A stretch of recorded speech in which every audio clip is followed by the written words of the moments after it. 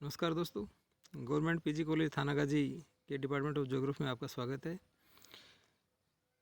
जैसा कि हमने हमारी पिछली वीडियो में आपको बताया था कि सेकेंड ईयर के ज्योग्राफी में यूनिवर्सिटी ने जो हमें सिलेबस दिया है उसमें हमारा क्या क्या सिलेबस है, हमारे जो एग्ज़ाम का जो पेपर आता है वो किस पैटर्न पर आता है, पेपर में किस तरह के प्रश्न पूछे जाते हैं, मैप में किस तरह के प्रश्न पूछे जाते हैं, शॉर्ट आंसर के क्वेश्चन किस तरह से आते हैं आपके, और आपके निबंधात्मक प्रश्न कैसे आते हैं, इन सब के बारे में आपको बताया था। हमारा जो सेकेंड ईयर का आज फर्स्ट पेपर है रिसोर्सेज ज्योग्राफी यानी संसाधन भूगोल, इसके बारे में हम आज पढ़ेंगे। हमारा सेकंड पेपर आप जानते हैं सभी मानव भूगोल का है, ह्यूमन ज्योग्राफी। तो आज हमारा फर्स्ट पेपर रिसोर्सेज ज्योग्राफी का टॉपिक है जिसे हम तैयार करेंगे। हमारा टॉपिक आज संसाधन क्या होते हैं और संसाधनों का वर्गीकरण है। ये एक इम्पोर्टेंट टॉपिक है, इसमें से एग्जाम में अक्सर प्रश्न पूछे जाते हैं। प्रश्न इस तरह से पूछते हैं कि संसाधन से आप क्या समझते हैं, संसाधन वर्गीकरण का विस्तार से वर्णन कीजिए। दोस्तों, प्रकृति में पाई जाने वाली कोई भी वस्तु, कोई भी पदार्थ या कोई भी तत्व जो मनुष्य के काम में आता है या मनुष्य के द्वारा उपयोग में लिया जाता है वो संसाधन कहलाता है। जब तक कोई भी पदार्थ मनुष्य के द्वारा काम में नहीं लिया जाता है वो संसाधन नहीं कहलाएगा। इसी के बारे में हमारे जो जिमरमैन महोदय हैं उन्होंने इसकी एक परिभाषा दी है कि संसाधन पर्यावरण की वे विशेषताएं हैं जो मनुष्य की आवश्यकताओं की पूर्ति में सक्षम मानी जाती हैं।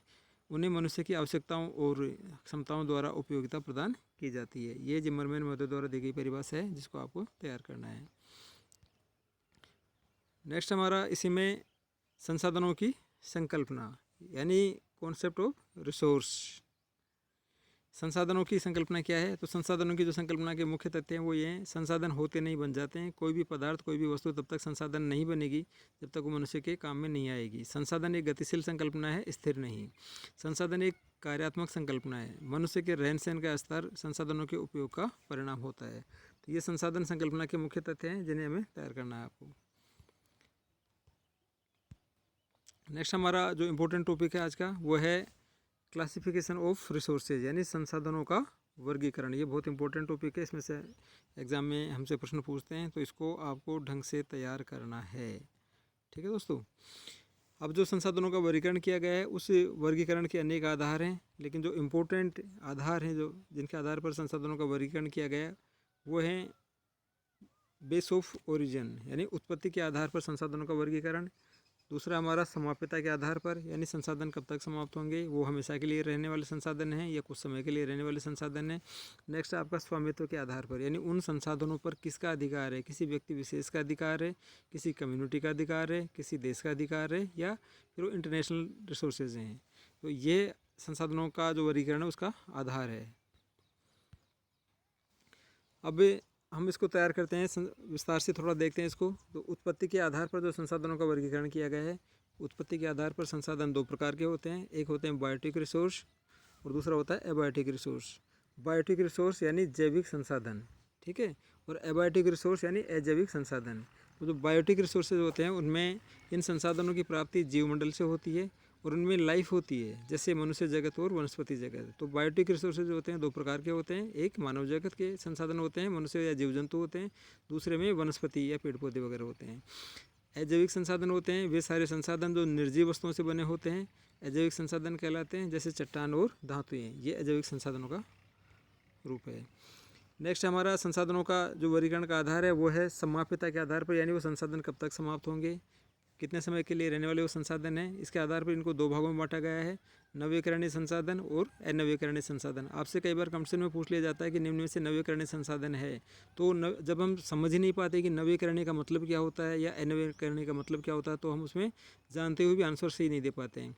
तो नवीकरणीय का मतलब क्या होता है कि वे संसाधन जिनको हम बार बार यूज कर सकते हैं, एक बार उसका उपयोग हमने कर लिया उसका हम पुनः दोबारा भी उपयोग कर सकते हैं, तो वो कौन से संसाधन हो जाएंगे, नवीकरणीय संसाधन हो जाएंगे हमारे। और एक होते हैं वो संसाधन जिनका हम एक बार उपयोग कर लेते हैं और उपयोग करने के बाद में उनका दोबारा उपयोग नहीं कर पाते हैं, यानी एक बार उपयोग किया और ख़त्म हो जाते हैं, वो अनवीकरणीय संसाधन हो जाते हैं। तो जो नवीकरणीय संसाधन होते हैं इन संसाधनों में क्या होता है कि वे एक तरह का ये मानो कि भौतिक, रासायनिक और यांत्रिक प्रक्रियाओं के द्वारा इन संसाधनों को पुनः पूर्ति योग्य बना लिया जाता है, यानी एक बार हम यूज़ कर लेते हैं इनका पुनः दोबारा भी यूज़ किया जा सकता है। जैसे सौर ऊर्जा है, पवन ऊर्जा है, समुद्री जल है, ये क्या होंगे, हमारे नवीकरणीय संसाधन होंगे। ये संसाधन कभी समाप्त नहीं होने वाले हैं, और जब तक ये इन संसाधनों की हम ये सोचें कि ये संसाधन समाप्त हो जाएंगे तो फिर सृष्टि का रहना भी बहुत मुश्किल हो जाएगा।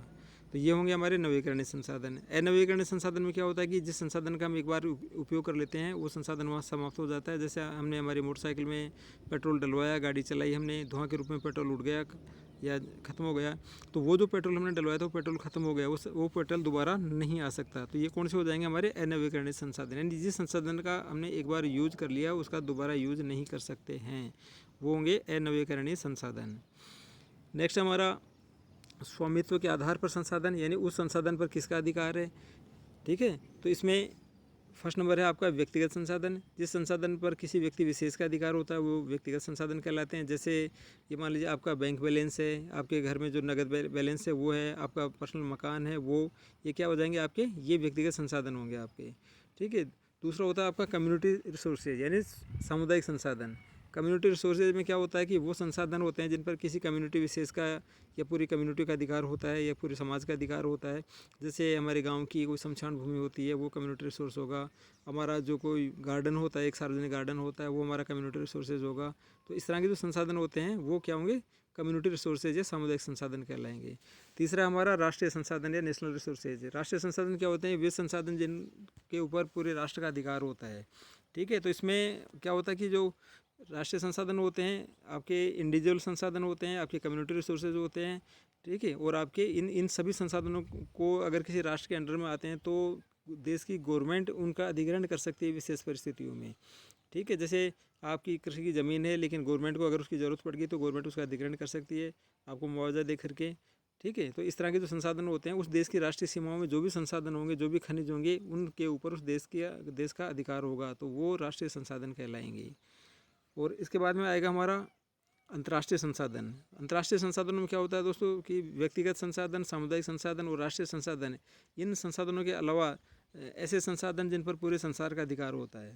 ठीक है, ये अंतर्राष्ट्रीय संसाधन कहलाते हैं। जैसे समुद्री जल है, ठीक है, ये समुद्री जल का भी एक एरिया होता है पर्टिकुलर, जो तटरेखा होती है उसे 12 समुद्री मील जो होती है वहाँ तक उस देश का पूर्ण रूप से अधिकार होता है। 12 से 200 समुद्री मील का जो एरिया होता है उस पर उस देश का रिसर्च के लिए कुछ अधिकार होता है, कुछ खनिजों पर अधिकार होता है, लेकिन दूसरे जो लोग होते हैं वो भी परमिशन से उसमें एक्टिविटीज़ कर सकते हैं।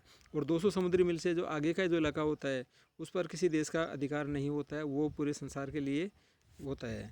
ठीक इसी तरह से हम कह सकते हैं ज्योग्राफी में अंटार्कटिका महाद्वीप है, वो पूरे संसार का अंतर्राष्ट्रीय संसाधन है। ठीक है, अंटार्कटिका महाद्वीप के बारे में कोई देश ये नहीं कह सकता कि वो उसकी प्रॉपर्टी है, उसको साइंटिस्ट के लिए, रिसर्च के लिए रखा गया है। तो और इसमें जो हमारा जो लास्ट जो बेस है संसाधन वर्गीकरण का, वो है विकास के स्तर के आधार पर, यानी विकास का जो स्तर हुआ है वो कहाँ तक पहुँच गया संसाधनों का, उसके आधार पर संसाधनों को वर्गीकृत किया गया है।